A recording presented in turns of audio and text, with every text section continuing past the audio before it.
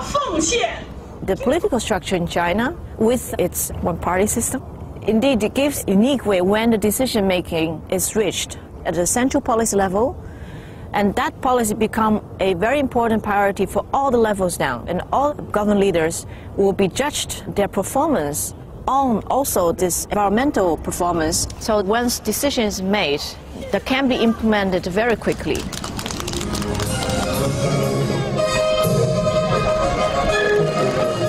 Well, it sounds nice, but I see a couple of problems. First, this is the dream of state socialists, that the only way to cope with ecological crisis is within a more authoritarian political structure, where you can avoid this endless procrastination of the democratic debates, and when a decision is met, it's implemented. The point is the state, especially if it's a one-party, non-democratic state, can one trust such a state to really consequently pursue an ecologically sound politics? I have my doubts, and the argument is again China itself. Okay, maybe this eco-city or whatever will work. Let me mention the other Chinese gigantic project, the Three Gorges Dam. A friend from China recently told me something pretty terrifying, namely that the large majority of Chinese geologists know, but it's an information which the Chinese authorities try to keep secret, that the big earthquake which hit central China about, I think it was 2 or 3 years ago, that it was the first man-made earthquake. Why? Because the idea is that these gigantic new artificial lakes, which were made by the big dams, are precisely above the fault lines beneath the crust of the earth, which determine and trigger the earthquakes. So, isn't this something pretty terrifying? Not our impotence, but our of humanity, omnipotence, in the sense that we can even cause earthquakes, but we don't know the scope of our omnipotence.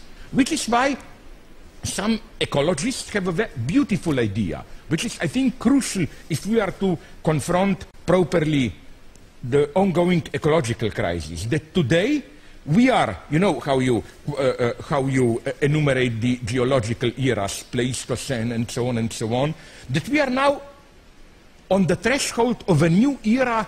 They call it Anthropocene, where humanity is no longer just one among the living species, but it literally is becoming a geological factor. Here, I think, we come to the next crucial conclusion. Maybe, paradoxically, we should accept that nature doesn't exist. What do I mean by this? Not in any crazy subjectivist way, there is no nature, we are just constructing nature through our spirit or whatever, but in the sense that the image of nature that we spontaneously accept, nature as a balanced, harmonized circulation which is then destroyed through excessive human agency, that nature doesn't exist. Nature is in itself a series of mega catastrophes. Nature is crazy. Things go wrong all the time in nature. Just think about oil, our main energy source. Can we even imagine what kind of a gigantic ecological catastrophe had to have happened millions of years ago so that we have oil? This is nature. What we should do? The first thing I claim is that we should accept our full alienation from nature. The problem is not science and technology. They may be part of the problem in the sense that they are causing problems. But at the same time, they are the only solution. The solution is not to feel more organic with Mother Earth, to go to the forest and so on. We are already within technology. We should remain open and just patiently work. Work how? Also with much stronger social discipline. I'm not talking about state terror, but social discipline. I think that, and for me it's not even a sad lesson, that maybe one of the consequences of ecological crisis will be that this basically American way of life vision of free spending, this individualist liberty, consummation and so on, we will have to get out of this and invent a new mode of living together as humans, which will involve a much greater sense of solidarity and social discipline. I'm not afraid to say this.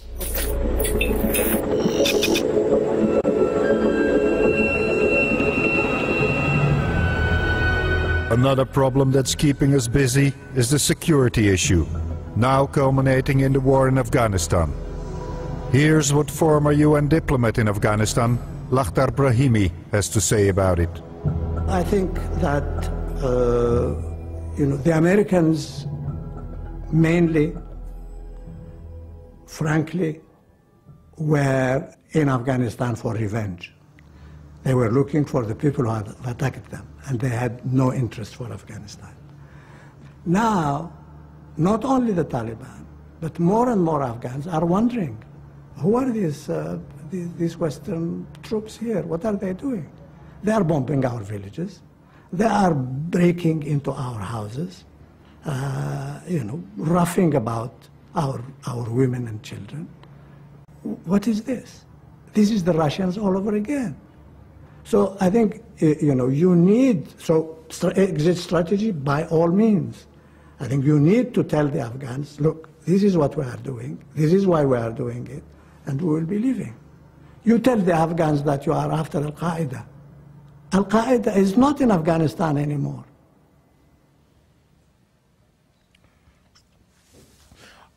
Yes, I think Afghanistan effectively is, let's call it with this bombastic term, the symptom of what is wrong with the United States politics. But first, I would like to make a more general point about Afghanistan.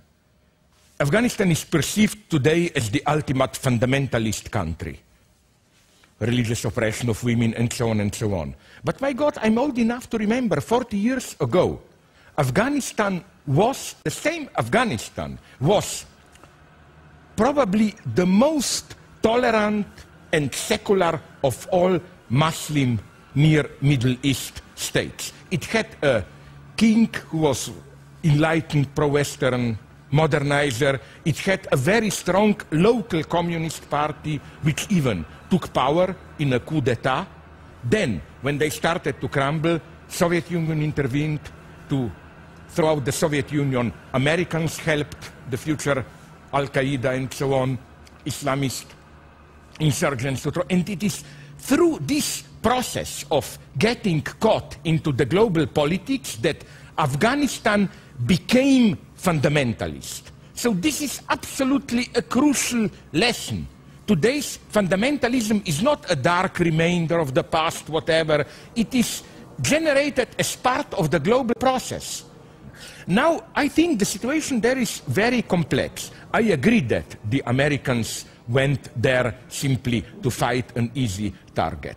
I claim that far from demonstrating their power, if anything, they demonstrated their impotence there. We have a wonderful joke in my country, but I think it's an international joke, about an idiot who looks under the street light for his lost key. And then a friend asked him, why are you looking for what are you doing? He said, I'm looking for the key. A friend asked him, but where did you lose the key? He said, back there in the alley in the darkness. And then the friend asked him, but why then are you looking for the key here, not there where you lost it? He said, because here there is more light, it's easier to find the key. It's something like this about Afghanistan. They took on a small, defenseless country because they all knew that where Al-Qaeda really is, Pakistan, Saudi Arabia, these are their allies, they cannot attack it.